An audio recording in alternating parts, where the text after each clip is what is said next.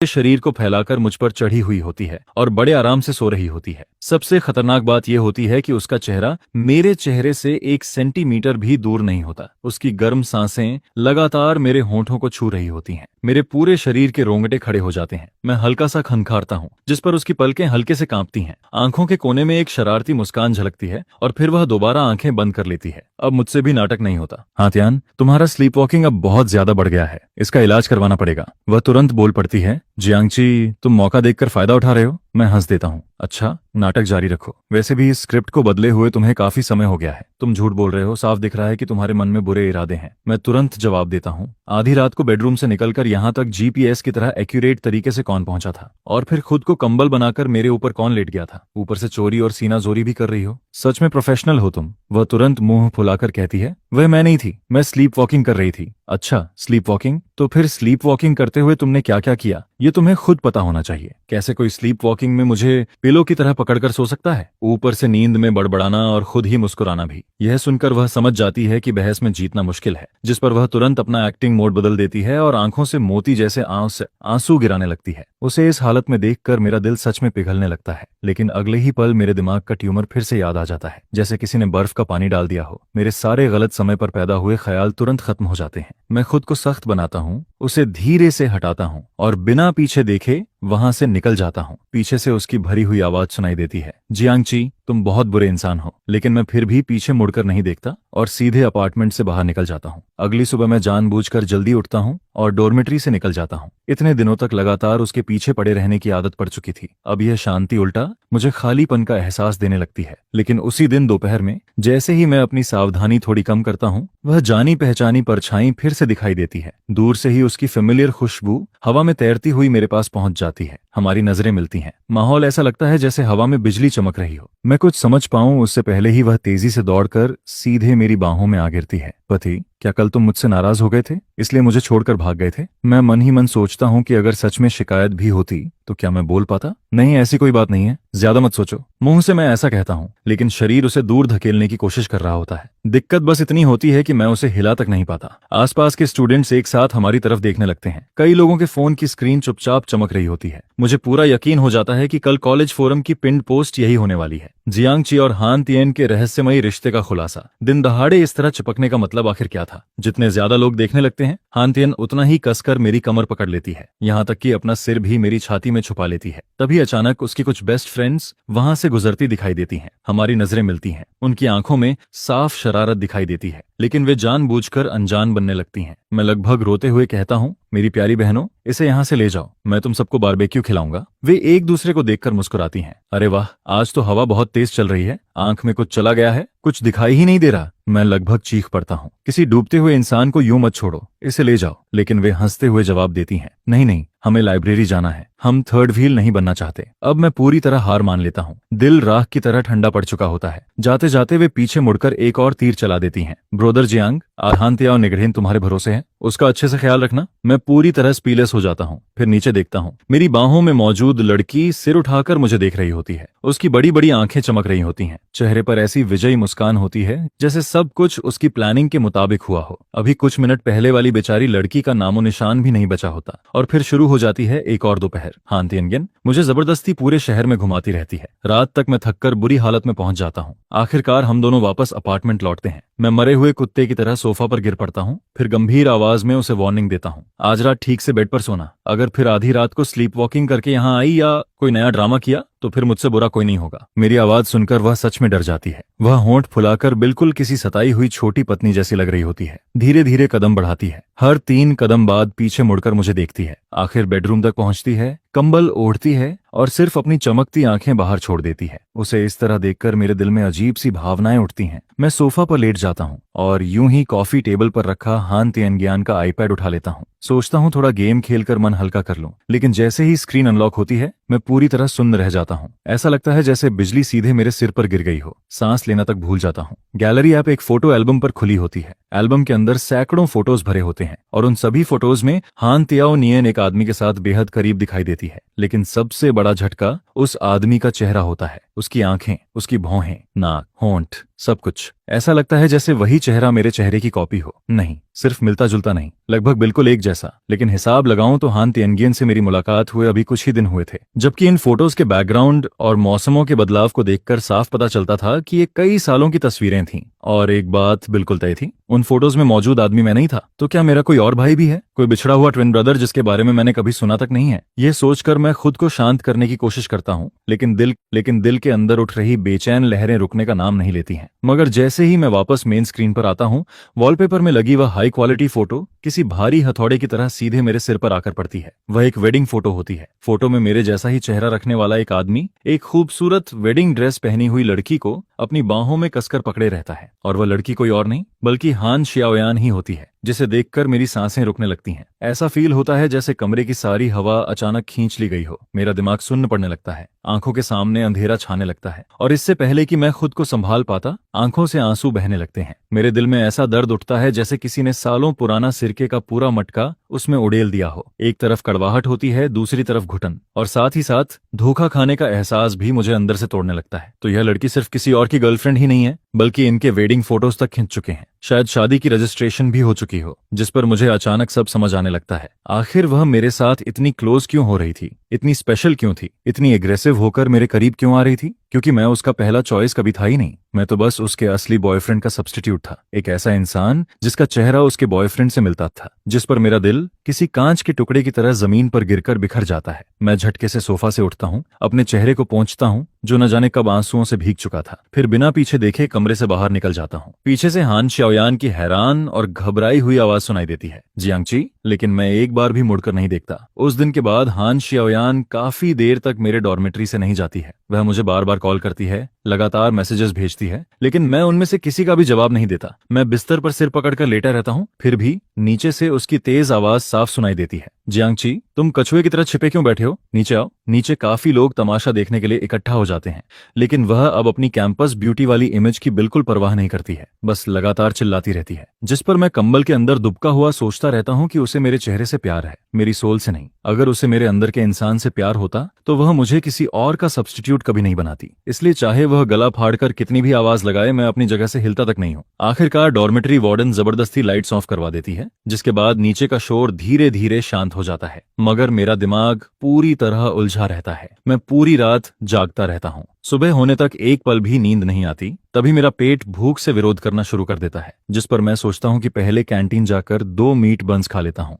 लेकिन जैसे ही मैं नीचे पहुंचता हूँ, मेन गेट के पास एक जानी पहचानी फिगर दिखाई देती है, हान शियाओयान। वह सच में पूरी रात यहीं बैठी रहती है। इस समय उसके बाल बुरी तरह बिखरे हुए होते हैं, मेकअप भी पूरी तरह फैल चुका होता है। जैसे ही वह सिर उठाकर मुझे देखती है, उसकी आंखों में थकान और खालीपन साफ नजर आता है। वह धीरे से पुकारती है, जियांगची। लेकिन मेरे अंदर का गुस्सा अभी भी खत्म नहीं हुआ होता। मैं नजरें फेर लेता हूँ और दूसरी तरफ से निकलने की कोशिश करता हूँ, मगर वह बिजली की तरह तेजी से उठती है, लगभग हाथ पैरों के सहारे जमीन से खड़ी होती है, लड़खड़ाती है, और अगले ही पल मेरे रास्ते में आकर खड़ी हो जाती है। मैं दांत भींचकर कहता हूँ, हान शियाओयान, क्या मुझे बेवकूफ बनाकर तुम्हें बहुत मजा आया? अगर तुम्हें अपने भाई यूएंग के पास जाना है तो जाओ, मैं किसी का सब्स्टिट्यूट नहीं बनना चाहता। हम ब्रेकअप करते हैं। जिस पर वह तुरंत सिर हिलाती है, नहीं, तुम नहीं जा सकते। मैं ठंडी आवाज में कहता हूँ, क्या तुम्हें लगता है कि मैं मरने वाला हूँ? अगर मैं मर भी गया तो तुम्हें कोई जिम्मेदारी नहीं उठानी पड़ेगी। यह सुनकर उसका पूरा शरीर जैसे फ्रीज हो जाता है, उसकी आंखें फैल जाती हैं, उनमें दर्द और बेबसी साफ दिखाई देती है, जिस पर मैं उसके जवाब देने से पहले ही मुड़कर वहां से चला जाता हूँ। मुझे लगता है कि अब शायद वह मेरा पीछा छोड़ देगी, लेकिन मैं गलत साबित होता हूँ। हान शियाओयान हर दिन बॉयज डॉर्मेटरी के नीचे आकर खड़ी रहती है। वह मुझे इतना परेशान कर देती है कि आखिरकार मुझे कैंपस के बाहर शिफ्ट होना पड़ता है, चाहे उसके कॉल्स हों या उसके रूममेट्स के। मैं किसी का भी जवाब नहीं देता। फिर एक दिन स्कूल फोरम पर एक वीडियो दिखाई देता है। टाइटल होता है, कैंपस ब्यूटी हान शियाओयान जियांगची का इंतजार करते हुए इलेक्ट्रिक स्कूटर से टकराई। यह देखकर मैं घबरा जाता हूँ और तुरंत उसकी रूममेट को कॉल करता हूँ, जिस पर वह गुस्से से कहती है, हान शियाओयान आज हॉस्पिटल में है और इसकी वजह तुम हो। फिर वह बताती है कि उस रात हान शियाओयान को पता ही नहीं था कि मैं कैंपस छोड़ चुका हूँ, इसलिए वह पूरी रात बॉयज डॉर्मेटरी के नीचे मेरा इंतजार करती रहती है। सुबह ठंड लगने पर जब वह वापस लौट रही होती है, तभी कैंटीन कैंटीन की डिलीवरी स्कूटर उससे टकरा जाती है। यह सुनकर मेरे अंदर अपराध बोध भर जाता है, लेकिन जब मैं हॉस्पिटल के वार्ड के बाहर पहुंचता हूं तो मेरे कदम अचानक रुक जाते हैं। खिड़की से अंदर देखने पर पता चलता है कि उसके आसपास बहुत सारे लोग खड़े रहते हैं। उसका चेहरा पहले से कहीं ज्यादा पीला दिखाई देता है, जैसे कुछ ही दिनों में वह कई साल बूढ़ी हो गई हो, जिस पर मेरे अंदर वार्ड का दरवाजा खोलने की हिम्मत नहीं बचती है। अपना मन शांत करने के लिए वीकेंड पर मैं घर लौट जाता हूँ। घर में हल्की धूल जमी हुई होती है। पूरा घर पहले की तरह जाना पहचाना होने के बावजूद बेहद ठंडा और सूना लगता है। मेरी नजर दीवार पर टंगी मॉम और डैड की फोटो पर जाकर टिक जाती है। उनकी जवान मुस्कान हमेशा के लिए उसी तस्वीर में कैद रहती है, जिस पर मेरे अंदर दबा हुआ दर्द आखिरकार फूट पड़ता है। मैं दीवार के सहारे धीरे धीरे नीचे फिसल जाता हूँ और जमीन पर बैठकर बिना आवाज के रोने लगता हूँ। पुरानी यादें बाढ़ की तरह लौटने लगती हैं। जब मैं सिर्फ 6 साल का था, तब एक प्लेन क्रैश मेरे माता पिता को मुझसे छीन लेता है। वे मेरे लिए कुछ पैसे छोड़ गए थे, लेकिन परिवार का प्यार कभी वापस नहीं छोड़ पाए। और जियांगची नाम ही वह आखिरी चीज होती है जो मुझे अकेलेपन के खिलाफ लड़ते हुए आज तक जिंदा रखती है। न जाने कितनी देर रोने के बाद मैं खुद को संभालता हूँ। फिर फोटो में मुस्कुरा रहे मॉम और डैड को देखकर धीमी आवाज में कहता हूँ, मॉम डैड चिंता मत करो, शायद मैं भी जल्द ही आप दोनों के पास आ जाऊंगा। जैसे ही ये शब्द निकलते हैं, मेरे सिर का दर्द फिर से बढ़ने लगता है, मानो कोई बुरी खबर पहले से मेरा इंतजार कर रही हो। तभी अचानक फोन रिंग होने लगता है। कॉल डॉक्टर झांग की होती है। वह पूछते हैं, जियांगची आज फिर तुम अकेले आए हो? मैं हल्की हंसी के साथ कहता हूँ, मैं हमेशा से अकेला ही था। जिस पर डॉक्टर झांग कुछ देर चुप रहते हैं, फिर कहते हैं, तुम्हारे ब्रेन ट्यूमर ने अब ब्रेन नर्व्स पर गंभीर दबाव डालना शुरू कर दिया है। बीमारी तेजी से बिगड़ रही है। लेकिन एक बात समझ नहीं आती, तुम हान शियाओयान को भी भूल गए हो क्या? यह सुनते ही मेरा दिमाग पूरी तरह खाली हो जाता है। मैं हैरानी से पूछता हूँ, कौन? डॉक्टर झांग भी चौंक जाते हैं। तुम्हें हान शियाओयान याद नहीं है? वह हमेशा तुम्हारे साथ ट्रीटमेंट के दौरान रहती थी। तुम्हारी बीमारी को सबसे ज्यादा वही समझती थी। उसी समय डॉक्टर ली, जो डॉक्टर झांग की असिस्टेंट होती है, जल्दी से कमरे में आती है। मुझे देखते ही वह भी हैरान रह जाती है। फिर वह तुरंत पूछती है, हान शियाओयान कहाँ है? क्या वह तुम्हारे साथ नहीं आई? जिस पर वह आगे कहती है, यूनिवर्सिटी में एडमिशन से पहले जब भी तुम चेकअप के लिए आते थे, हान शियाओयान हमेशा तुम्हारे साथ रहती थी। तुम्हारी मेडिसिन का हर रिएक्शन उसे याद रहता था, यहाँ तक कि तुम्हारी डेली हैबिट्स भी उसे तुमसे ज्यादा पता थीं। मैं उसे कैसे भूल सकता हूँ? डॉक्टर झांग और डॉक्टर ली की बातें मेरे बिखरे हुए दिमाग में टूटे हुए टुकड़ों की तरह टकराने लगती हैं। आखिर हान शियाओयान को मेरे फोन का पासवर्ड कैसे पता था, जो मैंने कभी किसी को नहीं बताया था? उसे ये कैसे पता था कि मेरी इमरजेंसी मेडिसिन किस पॉकेट में रखी रहती है, कौन सी दवा कितनी लेनी है? ये भी वह हमेशा सिचुएशन के हिसाब से सही सही बता देती थी। और वह हर वक्त मेरे पीछे पीछे क्यों घूमती रहती थी, जैसे कोई ग्लू हो जो मुझसे अलग ही नहीं होना चाहती थी। और फिर वे वेडिंग फोटोज भी। उस फोटो में मौजूद आदमी का चेहरा बिल्कुल मेरे जैसा था, जिस पर मेरे दिमाग में एक पागलपन भरा ख्याल जन्म लेता है। लेकिन धीरे धीरे वही ख्याल सच जैसा लगने लगता है। डर और उम्मीद दोनों एक साथ मेरे अंदर उमड़ पड़ते हैं। आंखों से आंसू बहने लगते हैं और मेरी नजर धुंधली हो जाती है। क्या उन फोटोज में मौजूद इंसान मैं ही था? लेकिन अगर वह मैं था, तो मुझे कुछ भी क्यों याद नहीं है? यादों की गहराई में मुझे सचमुच एक धुंधली सी फिगर दिखाई देती है, हान शियाओयान। वह मुस्कुराते हुए मेरा नाम पुकारती है, मगर उसके और मेरे बीच जैसे घना कोहरा फैला हुआ रहता है। मैं चाहे जितनी कोशिश करूं, उसका चेहरा साफ नहीं देख पाता, जिस पर मेरे सिर में भयानक दर्द शुरू हो जाता है। आंखों के सामने सब कुछ धुंधला होने लगता है। रोशनी और अंधेरा बार बार बदलने लगते हैं। डॉक्टर झांग और डॉक्टर ली की घबराई हुई आवाजें मेरे कानों में गूंजती रहती हैं। लेकिन अगले ही पल मेरी चेतना पूरी तरह खत्म हो जाती है। एक ऑपरेशन पूरे 1 दिन और 1 रात तक चलता है। बेहोशी के दौरान मुझे कई जानी पहचानी आवाजें सुनाई देती हैं, कुछ पास से, कुछ बहुत दूर से। वे सब चिंता से भरी हुई होती हैं। आखिरकार मैं भारी पलकों को खोलने में सफल हो जाता हूँ। सबसे पहले मेरी नजर एक जोड़ी लाल और सूजी हुई आंखों पर पड़ती है। वे आंखें आंसुओं से भरी होती हैं और बिना पलक झपकाए मुझे देख रही होती हैं। वह हान शियाओयान होती है। वह मेरा हाथ कस कर पकड़े रहती है। उसका हाथ ठंडा होता है और हल्का कांप भी रहा होता है। तभी डॉक्टर ली खुश होते हुए अंदर आती हैं। उनके हाथ में नई स्कैन रिपोर्ट होती है। जियांगची, तुम जाग गए, बहुत अच्छा हुआ। ऑपरेशन पूरी तरह सक्सेसफुल रहा है। डॉक्टर झांग ने तो खास तुम्हारे लिए 1 साल विदेश में ट्रेनिंग ली थी, इसी सर्जरी की तैयारी के लिए। देखो, ट्यूमर पूरी तरह निकाल दिया गया है। जिस पर कमरे का दरवाजा फिर से खुलता है। डॉक्टर झांग थके हुए चेहरे के साथ अंदर आते हैं। हान शियाओयान तुरंत मेरा हाथ छोड़कर उनके पास जाती है और उनका हाथ पकड़ लेती है। डॉक्टर झांग, थैंक यू, आपका बहुत बहुत धन्यवाद। फिर वह घबराकर पूछती है, क्या जियांगची की मेमोरी वापस आ सकती है? डॉक्टर झांग हल्की मुस्कान के साथ कहते हैं, मैं डॉक्टर हूँ, ये मेरा फर्ज था, लेकिन इतने सालों में अगर किसी ने सबसे ज्यादा मेहनत की है तो वह तुम हो शियाओयान। तुमने कभी जियांगची का साथ नहीं छोड़ा।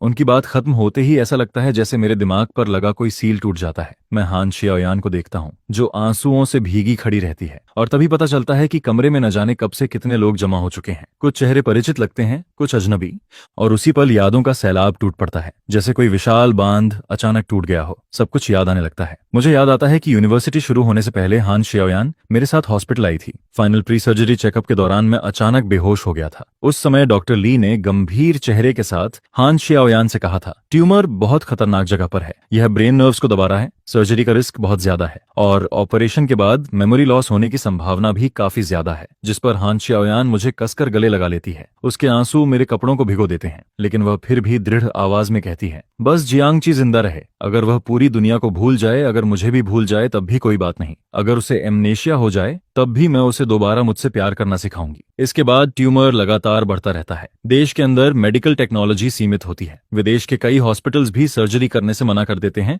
क्योंकि रिस्क बहुत ज्यादा होता है। मेरी हालत धीरे धीरे खराब होने लगती है। सिलेक्टिव मेमोरी लॉस शुरू हो जाता है। कभी कुछ याद रहता है, कभी सब भूल जाता हूँ, और पेनकिलर पर निर्भर होना पड़ता है। लेकिन यूनिवर्सिटी में आने के बाद भी हान शियाओयान हार नहीं मानती है। वह चुपचाप मेरे पास बनी रहती है, मेरी यादें वापस लाने के लिए हर पॉसिबल कोशिश करती है। एक के बाद एक एनकाउंटर प्लान करती है, जिस पर मुझे आखिर समझ आता है कि कैंपस ब्यूटी अचानक इतनी चिपकू क्यों बन गई थी। यह सब सिर्फ मेरे लिए था। वह अपने ऊपर एक फेक आर्मर पहनकर मेरे करीब आने की कोशिश कर रही थी। भले ही उसके तरीके अनाड़ी थे, लेकिन उसकी जिद कभी खत्म नहीं होती थी। जिस पर मुझे यह भी समझ आता है कि उसके रूममेट्स, मेरे रूममेट्स किनशैंग, यहाँ तक कि एकेडमिक एडवाइजर तक, उन सभी सिचुएशंस में जानबूझकर शामिल होते थे। वे सब मिलकर हमारी मदद कर रहे थे। वे सभी एक ऐसी जाल बुन रहे थे जिसमें प्यार, उम्मीद और यादें भरी हुई थीं। हमारी पहली मुलाकात, किनशैंग के साथ मेरा कॉन्फ्लिक्ट, हैप्पी फार्म वाला इंसिडेंट, स्कूल कॉरिडोर की मुलाकात, यहाँ तक कि चू जियांगली भी, सब कुछ मेरी मेमोरी वापस लाने की योजना का हिस्सा था। जिस पर आखिर मुझे एहसास होता है कि जिस चीज को मैं सब्स्टिट्यूट लव समझता रहा, उसके पीछे सैकड़ों दिनों की मेहनत छिपी हुई थी। हर बार उम्मीद टूटने के बाद फिर से शुरुआत करने की हिम्मत छिपी हुई थी, और सबसे बढ़कर हान शियाओयान का वह प्यार छिपा हुआ था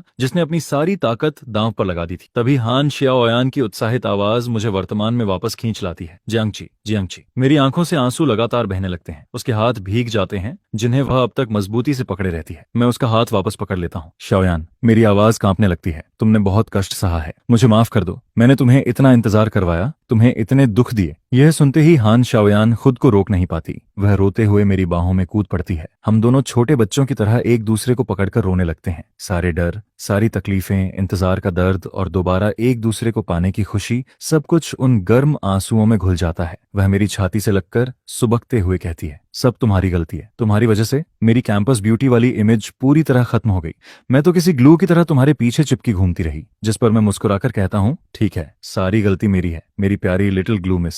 अब रोना बंद करो, ज्यादा रोगी तो सुंदर नहीं लगोगी। तभी कमरे में मौजूद बाकी लोग शोर मचाना शुरू कर देते हैं। उनमें से एक कहता है, अरे भाई, ये आदमी रोज हमें समझाता था कि हान शियाओयान एक घमंडी कैंपस ब्यूटी है, अमीर है, खूबसूरत है, बस दूर से देखने लायक है। दूसरा तुरंत बोल पड़ता है, और खुद कैंपस ब्यूटी के लिए कंपटीशन भी करता रहता था। जिस पर किनशैंग हंसते हुए कहता है, हान शियाओयान तो पहले से ही कैंपस ब्यूटी थी, उसे इमेज बिल्डिंग की क्या जरूरत थी? अगर तुम उसकी कदर नहीं करते तो मुझे दे दो। यह सुनकर मैं तुरंत उठकर उसे मारने दौड़ता हूँ, लेकिन गलती से सर्जरी वाली जगह पर जोर पड़ जाता है, जिस पर दर्द से मेरी चीख निकल जाती है। हान शियाओयान घबराकर मुझे वापस पकड़ लेती है। सब लोग जोर जोर से हंसने लगते हैं। मैं गुस्से का नाटक करता हूँ, लेकिन चेहरे पर मुस्कान खुद ब खुद आ जाती है। फिर मेरी नजर बगल में खड़े दूसरे शख्स पर जाती है। यांगशु, तुम तो उससे भी बड़े खिलाड़ी निकले। शियाओयान के साथ फेक कपल बनकर जो इंटीमेट फोटोज खिंचवाई थी और हर बार मेरे सामने जो प्रोवोकिंग लुक देते थे, वह एक्टिंग तो ऑस्कर लेवल की थी। जिस पर यांगशु अपनी नाक खुजाते हुए अजीब सी हंसी हंसता है। शायद मेरे उस लुक से वह थोड़ा डर गया था, जिसमें मैं उसे जिंदा निगल जाने जैसा घूर रहा था। इसके बाद जब मैं हॉस्पिटल से डिस्चार्ज हो जाता हूँ और रेगुलर चेकअप के लिए वापस जाता हूँ, तब डॉक्टर मेरी नई रिपोर्ट देखते ही राहत की सांस लेते हैं। उनके चेहरे पर लंबे समय बाद पूरी तरह निश्चिंत मुस्कान दिखाई देती है। यह सचमुच एक मिरेकल है जियांगची। ट्यूमर को पूरी तरह रिमूव कर दिया गया है और लेटेस्ट ब्लड टेस्ट के मुताबिक कैंसर मार्कर चक्रस भी पूरी तरह नॉर्मल हो चुके हैं। तुम्हारी रिकवरी उम्मीद से कहीं ज्यादा अच्छी है। यह सुनकर हान शियाओयान और मैं एक दूसरे का हाथ और कसकर पकड़ लेते हैं। हमारी उंगलियां आपस में मजबूती से जुड़ी रहती हैं, जिस पर वह मेरी तरफ मुड़कर देखती है। उसके चेहरे पर चमकती मुस्कान खिड़की के बाहर खिले फूलों से भी ज्यादा खूबसूरत लगती है। उसे देखते ही मेरा दिल तेजी से धड़कने लगता है। मैं उसकी कमर को अपनी बाहों में खींच लेता हूँ और झुककर उसके होंठों को चूम लेता हूँ। हम दोनों एक दूसरे में पूरी तरह खो जाते हैं, जैसे उन सभी खोए हुए दिनों की भरपाई करना चाहते हों, जैसे उन सभी बिछड़नों और दर्दों को मिटा देना चाहते हों जिनसे हम गुजर चुके थे। काफी देर बाद जब हम दोनों की सांसें तेज हो जाती हैं, तब जाकर बड़ी मुश्किल से एक दूसरे से अलग होते हैं, जिस पर हान शियाओयान सिर उठाकर मुझे देखती है। उसकी आंखें तारों की तरह चमक रही होती हैं। फिर वह बेहद कोमल लेकिन दृढ़ आवाज में कहती है, जियांगची, चलो शादी कर लेते हैं। इसके बाद हम पहाड़ों पर बने एक मशहूर टॉयस्ट टेम्पल में जाते हैं। वहां के मास्टर से अपने नए जीवन की शुरुआत के लिए शुभ दिन चुनने की रिक्वेस्ट करते हैं। फिर मैं गिफ्ट्स लेकर हान शियाओयान के पेरेंट्स से मिलने जाता हूँ। मेरे दिल में काफी घबराहट होती है। मुझे डर लगता है कि कहीं वे मुझे ठुकरा न दें। आखिर मैं एक ऐसा इंसान था जिसने गंभीर बीमारी झेली थी और साथ ही मैं एक अनाथ भी था। लेकिन मेरी उम्मीद के बिल्कुल उल्टा होता है। हान शियाओयान के मॉम डैड की आंखें लाल हो जाती हैं। वे मेरा हाथ कसकर पकड़ लेते हैं, फिर भावुक होकर कहते हैं, बेटा, बस तुम वापस आ गए, यही काफी है। ये घर हमेशा तुम्हारा घर रहेगा। यह सुनकर मैं हैरान रह जाता हूँ। तब पता चलता है कि हमारे दोनों परिवार पहले से एक दूसरे को जानते थे। मेरे मॉम डैड के प्लेन एक्सीडेंट के बाद हान फैमिली हमेशा चुपचाप मेरी मदद करती रही थी और हान शियाओयान तो बचपन से ही मेरे साथ रहती आई थी। प्राइमरी स्कूल से लेकर आज तक वह हमेशा मेरी देखभाल करती रही। मेरी अंधेरी जिंदगी में वही एकमात्र रोशनी बनकर खड़ी रहती थी। शादी से पहले हम दोनों मॉम डैड की ग्रेव पर भी जाते हैं। मैं हान शियाओयान का हाथ पकड़कर कब्र के सामने खड़ा होता हूँ और गंभीर आवाज में कहता हूँ, मॉम डैड, आपका बेटा शादी करने जा रहा है और जिस लड़की से मैं शादी कर रहा हूँ वह दुनिया की सबसे शानदार लड़की है। जिस पर हान शियाओयान सफेद लायल्स का एक बुके कब्र के सामने रखती है। फिर धीरे लेकिन दृढ़ आवाज में कहती है, मॉम डैड, आप दोनों निश्चिंत रहिए। मैं और जियांगची हमेशा एक दूसरे का साथ देंगे। चाहे भविष्य में कुछ भी हो जाए, हम हाथ पकड़कर साथ बूढ़े होंगे, कभी अलग नहीं होंगे। इसके बाद हमारी वेडिंग बेहद धूमधाम से होती है। वेडिंग नाइट पर सबसे पहले यांग शिव कमरे में घुस आता है और उसके पीछे छू जियांगली भी आती है। वह मुझे देखकर हल्का सा मुस्कुराती है, हालांकि उसकी आंखें थोड़ी लाल होती हैं। फिर वह कहती है, जियांगची, मैंने सच में कभी तुम्हें पसंद किया था, लेकिन तुम दोनों की स्टोरी बहुत खास है। मैं दिल से चाहती हूँ कि तुम दोनों हमेशा खुश रहो। जिस पर मैं मुस्कुराकर उसे धन्यवाद देता हूँ। आखिरकार सारी रस्में खत्म हो जाती हैं और हमारी वेडिंग नाइट शुरू होती है। कमरे में गर्म नारंगी रोशनी फैली हुई होती है। हम दोनों ने थोड़ी वाइन पी रखी होती है, जिसकी वजह से हमारे गाल हल्के लाल हो चुके होते हैं। इतने सालों से दबे हुए जज्बात आखिरकार बाहर आने लगते हैं। मेरी आंखें फिर से नम हो जाती हैं। मैं हान शियाओयान को देखते हुए धीरे से कहता हूँ, शियाओयान, आज के दिन तक पहुंचने के लिए तुमने कितनी तकलीफें सही हैं। कितनी बार मेरे सब कुछ भूल जाने के बाद भी मेरे साथ खड़ी रहीं। कितनी बार मैंने तुम्हें रिजेक्ट किया और न जाने कितनी रातें बॉयज डॉर्मेटरी के नीचे अकेले बिताई। यह कहते कहते मेरी आवाज भर्रा जाती है। जब मैं सोचता हूँ कि उसने कितनी बार टूटने के बाद खुद को दोबारा संभाला होगा, तब मेरा दिल दर्द से भर जाता है। मैं और कुछ नहीं कह पाता, बस आंखों से आंसू बहने लगते हैं। जिस पर हान शियाओयान धीरे से अपना हाथ बढ़ाती है और मेरे चेहरे से आंसू पोंछ देती है, लेकिन उसकी अपनी आंखें भी आंसुओं से भरी होती हैं। वह मुस्कुराकर कहती है, तुम कितने बेवकूफ हो, चोट तो मुझे लगी थी, फिर तुम क्यों रो रहे हो? मैं कोई जवाब नहीं देता, बस अपनी आंखें बंद कर लेता हूँ और अगले ही पल उसे गहराई से चूम लेता हूँ। उस किस में हमारी सारी तकलीफें, सारे आंसू और सारी अधूरी यादें समा जाती हैं। उन सभी इंतजारों का अंत हो जाता है, उन सभी दर्दों का भी। जिस पर मैं मन ही मन एक वादा करता हूँ, अब मैं उसका हाथ कभी नहीं छोड़ूंगा, उसे कभी नहीं भूलूंगा। मेरी छोटी ग्लू गर्ल, मेरी कैंपस ब्यूटी, मेरी वाइफ। या आगे की जिंदगी अभी बहुत लंबी है, लेकिन इस बार हम दोनों हाथों में हाथ डालकर चलेंगे और इस बार हम कभी अलग नहीं होंगे।